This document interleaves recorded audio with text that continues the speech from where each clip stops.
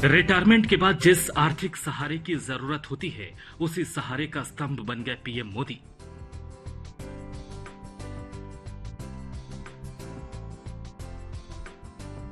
Old pension scheme और new pension scheme के बीच झूल रहे केंद्रीय कर्मचारियों के लिए खुशियों की खबर लेकर आए पीएम मोदी।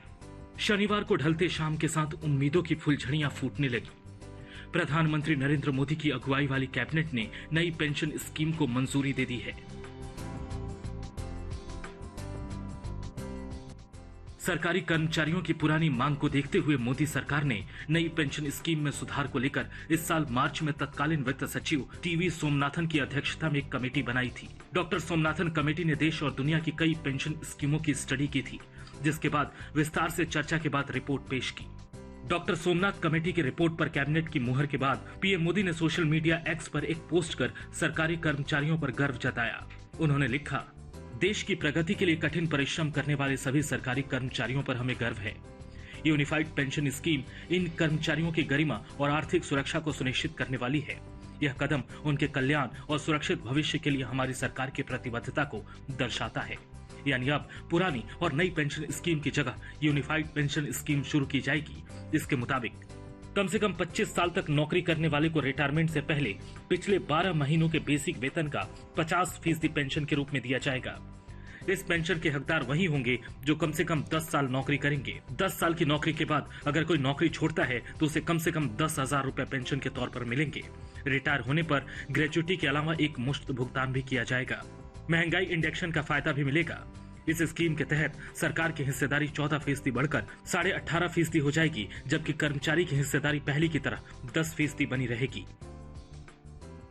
50% अश्योर्ड पेंशन, ये इस यूपीएस का सबसे पहला पिलर है। इसकी डिटेलिंग देखनी चाहिए हमें। जो ये अमाउंट मिलेगा वो रिटायरमेंट से पहले के 12 महीनों की एवरेज बेसिक पे का 50% होगा।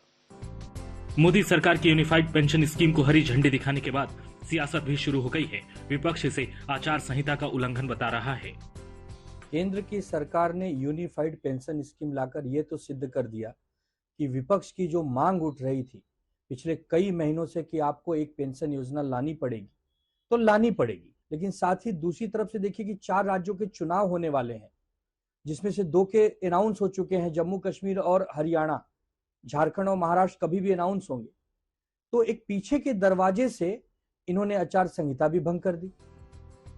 सियासत के बीच मोदी सरकार की यूनिफाइड पेंशन स्कीम से करीब 23 लाख कर्मचारियों को फायदा होगा। वहीं कर्मचारियों के पास एनपीएस और यूपीएस में से किसी एक को चुनने का विकल्प भी होगा। नई पेंशन योजना यानी यूनिफाइड पेंशन स्कीम 1 अप्रैल 2025 से लागू होगी। ऐसे में देखना जरूरी है कि क्या सभी कर्मचारी इस स्कीम को खुशी खुशी कबूल कर लेते हैं या फिर अब भी नाराजगी उनकी बनी हुई है। और सियासत के लिए तो बहस का पूरा आकाश खुला है। ओल्ड पेंशन स्कीम की बहाली को लेकर चल रही सियासत के नफे नुकसान को भांपते हुए मोदी सरकार ने 2023 के बजट में न्यू पेंशन स्कीम को लेकर कमेटी की घोषणा कर दी। सबको उम्मीद थी कि 2024 के अंतरिम बजट में मोदी सरकार न्यू पेंशन स्कीम की घोषणा कर देगी, लेकिन ऐसा नहीं हो पाया। और अब 4 राज्यों के विधानसभा चुनाव से पहले न्यू पेंशन स्कीम की घोषणा कर मोदी सरकार ने विपक्षी दलों के सियासी समीकरण को बिगाड़ने के लिए नहले पे दहला चल दिया है। कैमरामैन रविकांत के साथ हिमांशु मिश्रा, दिल्ली, आज तक। कांग्रेस सांसद प्रमोद तिवारी ने सवाल किया कि पुरानी पेंशन स्कीम क्यों नहीं। उससे पहले आपको सीधे लिए चलते, रविशंकर प्रसाद कुछ कह रहे हैं। कई बार ये राजनीतिक मुद्दा भी बनता है। पहले ओल्ड पेंशन स्कीम थी। 2004 में ये न्यू पेंशन स्कीम बनी, जिसको एनपीएस कहते हैं। और आपकी जानकारी के लिए उस समय व्यापक कंसल्टेशन हुआ था। मुझे याद है मैं अटल जी की सरकार में मंत्री भी था, तो कांग्रेस पार्टी इन सबों ने इसका समर्थन किया था। और एनपीएस को कई कांग्रेस के सरकारों ने भी समर्थन किया था। बाद में विरोध किया, ठीक है। हमारे प्रधानमंत्री जी मांगों को सुनते हैं, समझते हैं और संवेदनशील रहते हैं। जब कर्मचारियों के अखिल भारतीय संगठन ने, जिसको confederation of central government employees कहते हैं, उन्होंने भी मांग की तो पिछले साल ही तत्कालीन वित्त सचिव और अभी 30 से होने वाले कैबिनेट सेक्रेटरी सोमनाथन जी की अध्यक्षता में कमेटी बनी थी। उस कमेटी की रिपोर्ट को कल कैबिनेट में स्वीकार किया गया। कल सरकार की ब्रीफिंग में उसको बताया गया है, तो मैं विस्तार से रिपीट नहीं करूंगा, सिर्फ कुछ छोटे बिंदुओं को बताऊंगा।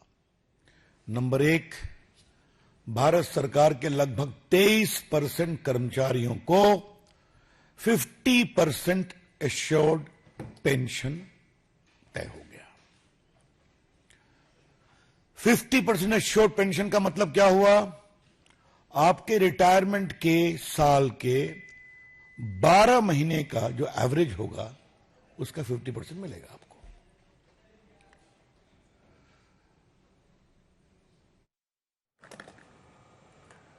उधर अगले साल पेंशन स्कीम लागू होगी, लेकिन सियासत अभी से फुल दिख रही है। केंद्र की सरकार ने यूनिफाइड पेंशन स्कीम लाकर यह तो सिद्ध कर दिया कि विपक्ष की जो मांग उठ रही थी पिछले कई महीनों से कि आपको एक पेंशन योजना लानी पड़ेगी, तो लानी पड़ेगी। अब इस बार केंद्र में बीजेपी की सरकार ने केवल 240 सीट जीती हैं, तो इनको समझ में आ गया कि भैया 23 लाख केंद्र के जो कर्मचारी उनके लिए एक स्कीम लानी पड़ेगी जिसमें रिटायरमेंट के बाद उनको अच्छी खासी रकम हर महीने मिले। तो ये विपक्ष की भी मांग रही है, लेकिन साथ ही दूसरी तरफ से देखिए कि 4 राज्यों के चुनाव होने वाले हैं, जिसमें से 2 के अनाउंस हो चुके हैं, जम्मू कश्मीर और हरियाणा। झारखंड और महाराष्ट्र कभी भी अनाउंस होंगे। तो एक पीछे के दरवाजे से इन्होंने आचार संहिता भी भंग कर दी। जो काम सरकार को बहुत पहले कर देना चाहिए था, वो सरकार अब दबाव के अंदर कर रही है। सारा विपक्ष ये कहता रहा है कि पेंशन के मामले में सरकार को डिसीजन लेना चाहिए। ये जो 2 हिस्सों में बांटा है और 50% पेंशन दी जा रही है, ये भी कम है। जैसे कि पहले होता था कि सैलरी की बुनियाद पे, तनख्वाह की बुनियाद पे एम्प्लॉइज को पेंशन मिलनी चाहिए और 50% नहीं मिलनी चाहिए, 100% मिलनी चाहिए।